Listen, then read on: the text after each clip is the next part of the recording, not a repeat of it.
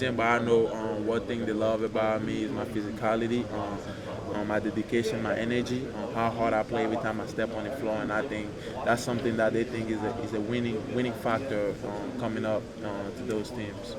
You talked to James Najee about the draft process. Did he tell you anything? Yeah, I asked him a lot of questions. He is a super great guy. I think the main thing he tell me is just to be myself and enjoy the process.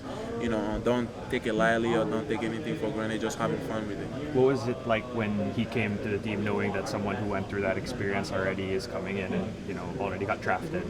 What was it like for you when he became your teammate? For me, it was exciting just because I know he get to that hump that we all dreamed of someday. Just be able to learn a lot of things from him and ask him a lot of questions, even when he played in Europe, in Barcelona. He was a great human being at first because he get to open up. We end up by having fun. Not everything was more about basketball. For me, more is about as a person, as a personality, and he had those tools. But the main thing he just keep telling me is just enjoying the process, and he believe I'm a great player and more likely a great person, and we just bond really well. He's my African brother too. You've had quite a path to get to where you are today. How did that mold you, both as a player and as a person, to be, kind of on the doorstep of the NBA here?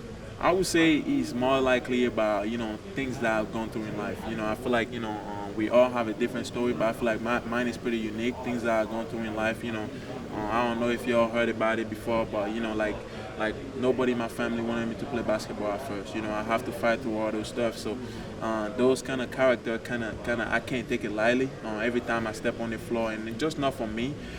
Kid from Africa where I grew up in. I know they all have a dreams, and I know growing up over there is not easy because everybody trying to shut their dream down because they want you to be a doctor or whatever. The profession may be they want you to be. I feel like I was the living proof for showing them that. Anything you put your heart into and you believe you can accomplish, just stay the course and be disciplined at it. I believe you would be the first player from Benin to be in the NBA, and you mentioned kind of your background. How have you sort of harnessed that responsibility and kind of carrying maybe the weight of that into your game, and is it something that you carry with you? How do you make sure you carry that with you on the court at all times?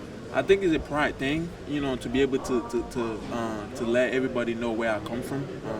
Nobody really know Benin like that till probably a few other players, but I was the one that was born there. People see there, and I feel like the fact that all of them see that I was growing up out there and they see me when I was kids kind of impact a lot of things. But I don't think it has a weight. I think it's a good thing. I feel like God put me in this platform and this position to show them again that everything is possible.